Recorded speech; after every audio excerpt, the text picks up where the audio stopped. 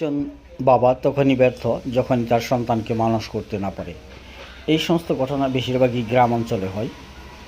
বাবারা সাধারণত বেশিরভাগই ব্যস্ততা দেখায়, অথচ দেখা যায় তাদের হাতে প্রচুর পরিমাণে সময় থাকা সত্ত্বেও তারা চায়ের দোকানে যে চা খাবে, পান খাবে, সিগারেট খাবে, আর সেখানে বসে ঘন্টার পর ঘন্টা আড্ডা দেবে।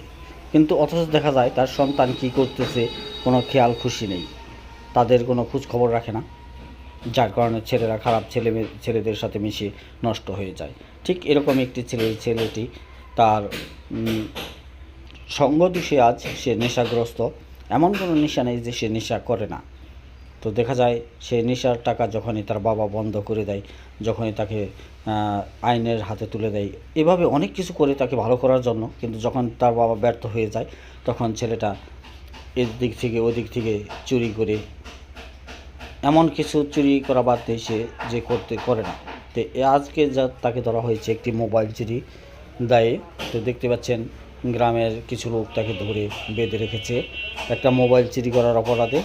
তো যাই হোক, এর কিছু কথা বললাম। তো আসুন আমরা ছেলে মেয়েদেরকে এমন সময় দিই যাতে তারা খারাপের দিকে না চলে যায়, তাদেরকে ভালো রাখার জন্য আপ্রাণ চেষ্টা করি। সবাই ভালো থাকবেন, সুন্দর থাকবেন।